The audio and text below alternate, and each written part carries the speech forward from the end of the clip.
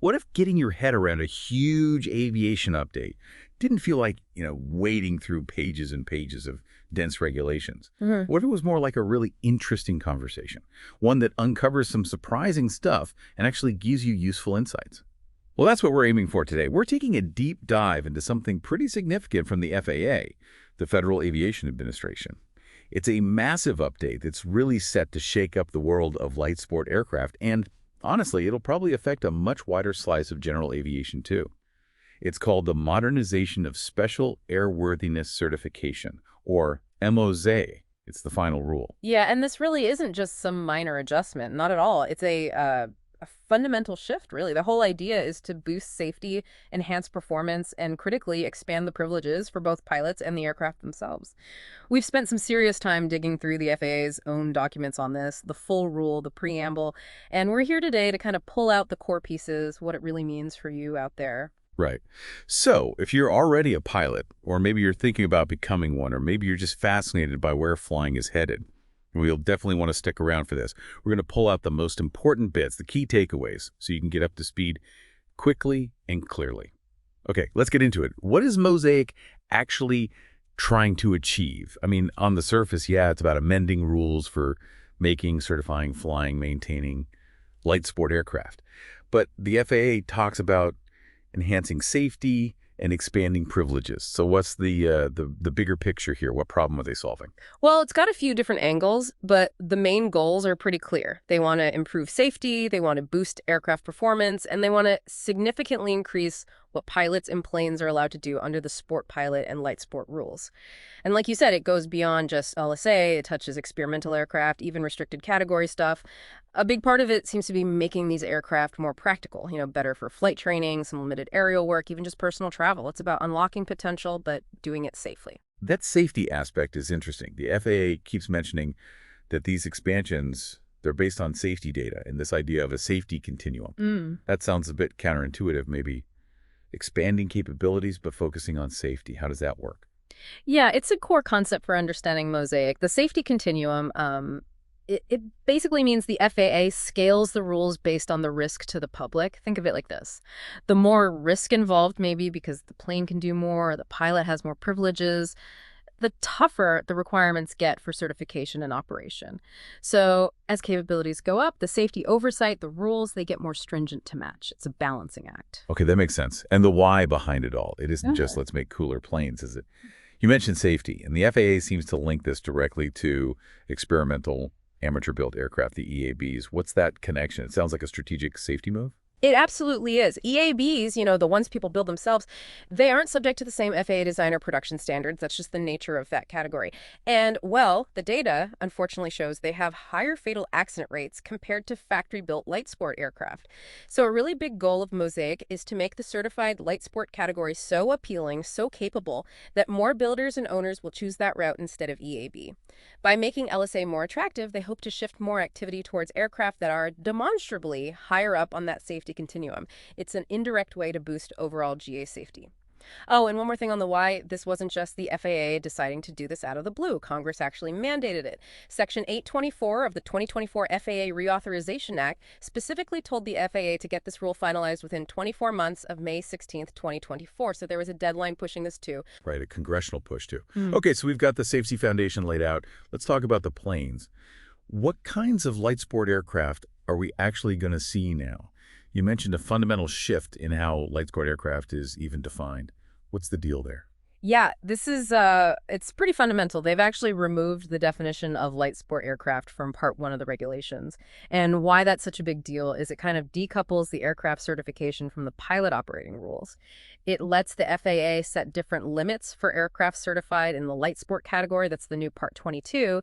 And for the aircraft a sport pilot can actually fly, that's still Part 61. So you could have an aircraft that gets LSA certification under Part 22, but maybe it's too complex or high performance for a basic sport pilot to fly without extra training.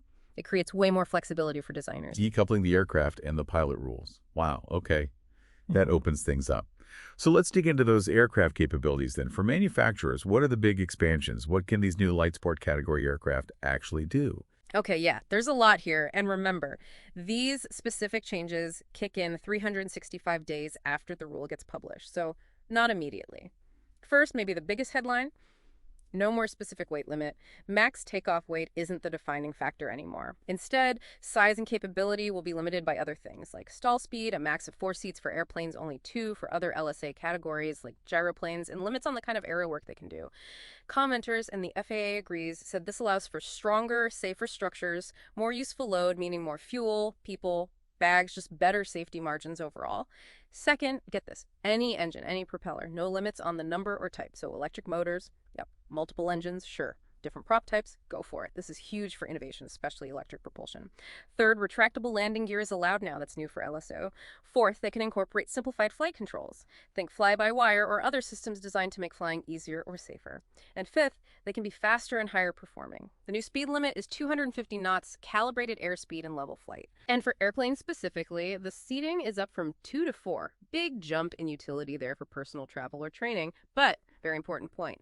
The plane can't be designed with more than 4 seats total, and the pilot can never carry more than 4 people, including themselves, so it's still limited. Oh, and for gyroplanes, they aren't stuck with that old fixed-pitch two-blade rotor system limitation anymore. More design freedom there, too. Wow, that's a serious upgrade list. 4 seats, 250 knots, retractable gear, electric motors. These sound like pretty sophisticated aircraft. Yeah. So how does the certification process work for these? How do they get approved if it's not based on the old definition? Right, the process changes too. It's all under a new Part 22 called Design, Production, and Airworthiness Requirements for Non-Type Certificated Aircraft. And the big shift here is towards performance-based requirements met through FAA-accepted consensus standards. So instead of the FAA writing super detailed design rules, they're saying, okay, industry develops standards like the ones ASTM creates that meet these performance and safety goals. The manufacturer then shows they meet those industry standards, and the FAA accepts the standards. It means pretty much any class of aircraft, airplane, rotorcraft, glider, you name it, could potentially be certified as LSA if it meets the criteria defined in those consensus standards. Much more flexible. Performance-based consensus standards? Yeah. Sounds like it could really speed up innovation. But what about all the people who own existing LSAs? The ones certified before this rule kicks in, can they just, get a paperwork update to carry more weight or something? Yeah, that's a key point and likely a disappointment for some current owners. The FAA calls it a clean break. The rule specifically does not allow existing LSAs, those certified before that 365-day effective date, to simply increase their maximum takeoff weight or adopt these new capabilities. They're essentially grandfathered under the old rules and their original certification limits. Only new aircraft designed and certified under the new Part 22 using the new consensus standards get these expanded capabilities. A clean break. Okay, so existing owners won't see those changes on their current planes. Got it. Let's switch gears then. We've talked planes, now let's talk pilots. The sport pilots. What's a nose egg for them? What new things can they do? Okay, pilots. Yes, there are some significant expansions for sport pilots too, but a lot of them require extra training and getting specific endorsements from an instructor.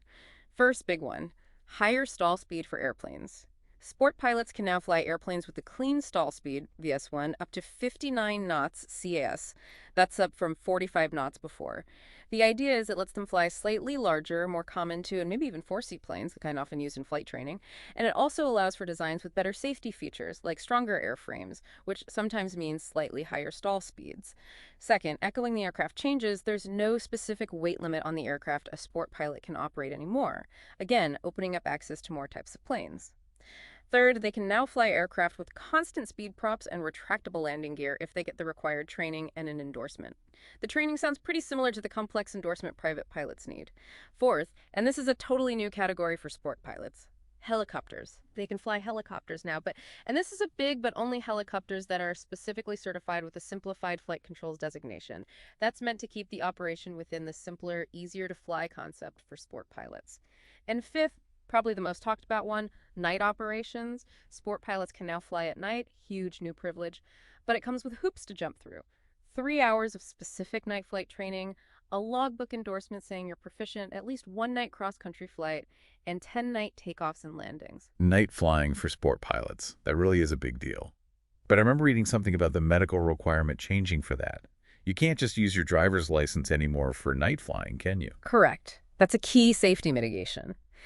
If a sport pilot wants to fly at night, they must hold either a valid third-class FAA medical certificate or meet the requirements of basic med.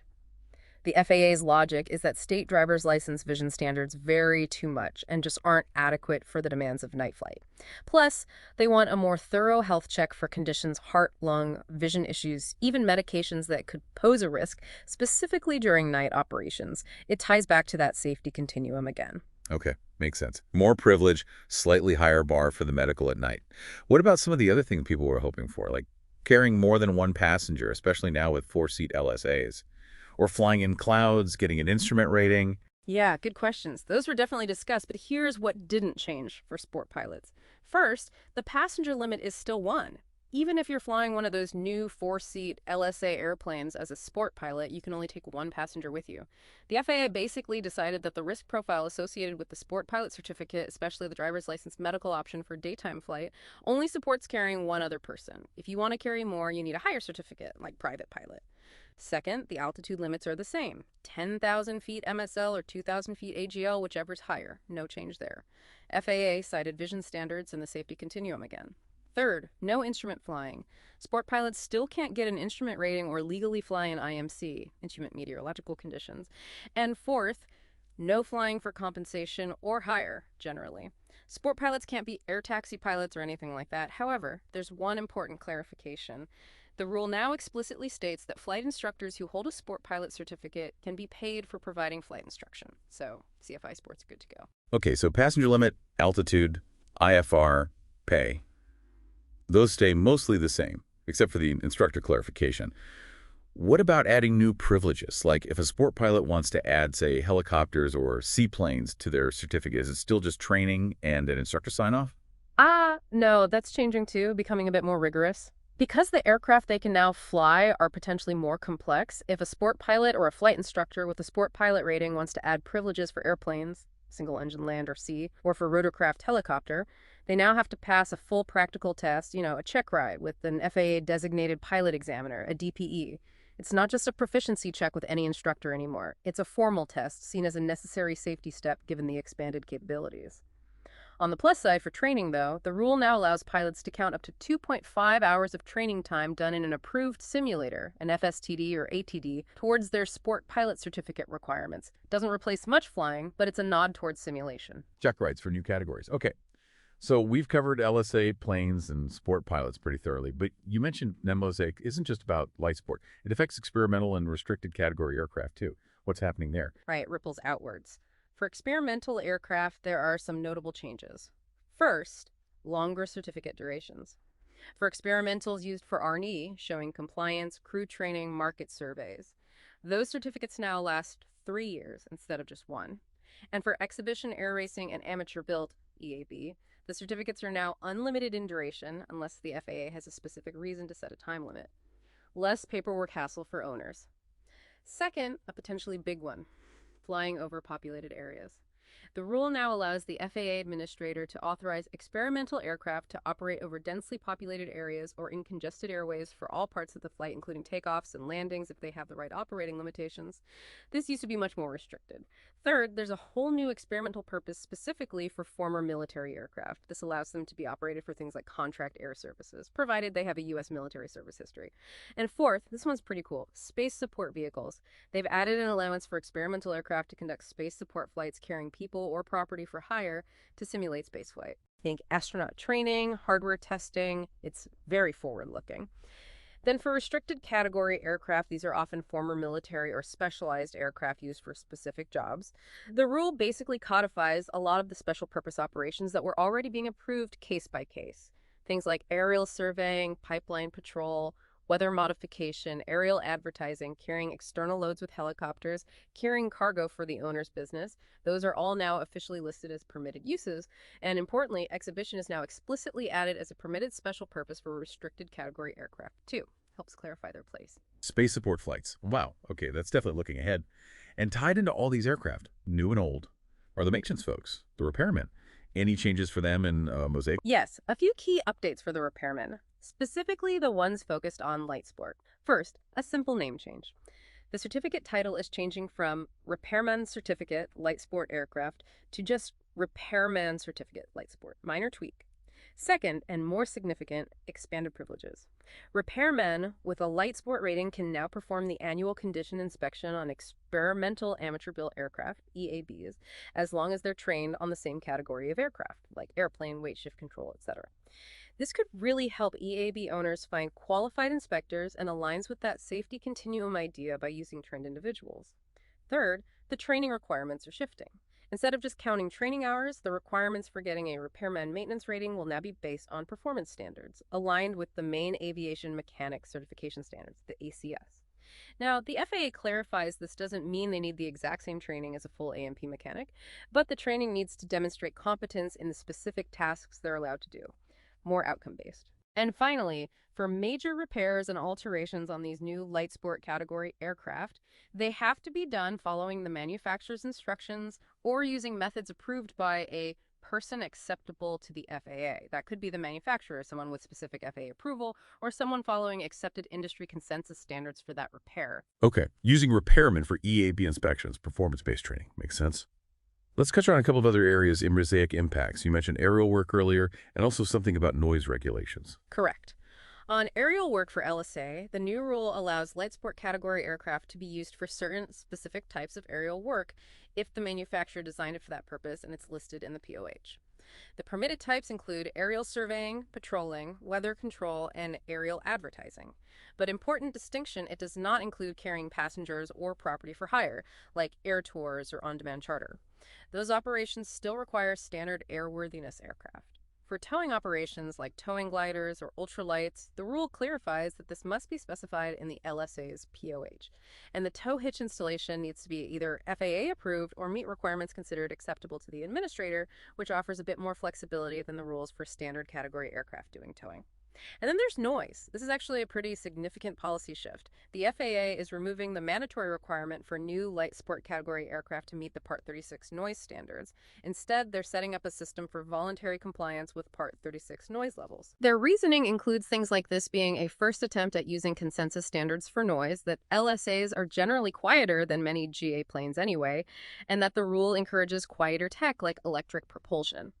They did an analysis and didn't foresee major noise impacts. It's definitely a change, though. Voluntary noise compliance. Interesting. Okay, this has been a massive overview. So much change packed into one rule. What's the timeline? When does all this actually happen? When can manufacturers start building these new planes and pilots start getting these new privileges? Yeah, it's not like flipping a switch. The timing is staggered. Most of the really big changes, the new aircraft design rules under Part 22, the expanded pilot privileges in Part 61 that rely on those new aircraft or require new training standards, those have a delayed effective date. They will go into effect 365 days after the official publication date of the final rule in the Federal Register. Some of the simpler, more administrative changes, like that repairman certificate name change, those might kick in sooner, maybe 90 days after publication. That one-year delay for the major stuff is crucial. It gives industry time to actually develop and get FAA acceptance for all those new consensus standards we talked about, and it gives the FAA time to update guidance, train inspectors, create new testing standards, and so on. It's a big implementation effort. A year for the big stuff to bake in. Makes sense. So, pulling it all together, looking at the big picture, how do you see MOSAIC really changing the landscape of general aviation, especially for, people learning to fly or looking to do more with a pilot certificate? I think it really energizes the light sport sector specifically. It provides a path to aircraft that are significantly more capable, potentially safer in some ways, due to allowing stronger structures and more versatile than what we had under the old LSA rules. It definitely seems aimed at fostering innovation. You see that with the engine rules welcoming electric, the allowance for simplified controls. For pilots, particularly at the entry level or recreational level, it offers more pathways. More types of aircraft they can potentially fly with a sport pilot certificate, albeit with extra training for things like night or complex features. It could make flying accessible to more people or give existing pilots more reasons and opportunities to fly different missions while still trying to manage the safety aspects through that continuum approach and targeted training. So wrapping this up, what does MOSAIC ultimately mean for you, the listener? Whether you're flying now, dreaming of it, or just watching the industry, MOSAIC is clearly a major evolution. It points towards a future where flying, especially personal flying, aims to be more accessible, definitely more innovative with new tech, and hopefully demonstrably safer by integrating these changes thoughtfully. And it leaves us with a really interesting question to ponder, doesn't it? As these rules blur the lines a bit between the traditional categories, LSA becoming more capable, experimentals getting more privileges, what new possibilities does this open up? And maybe what new challenges might arise as the world of personal aviation continues to evolve under rules like Mosaic? What stands out most to you? Lots to think about there. We really hope this deep dive has helped clarify what the FAA's Mosaic rule is all about. Keep learning, keep exploring that sky, and we'll catch you on the next deep dive.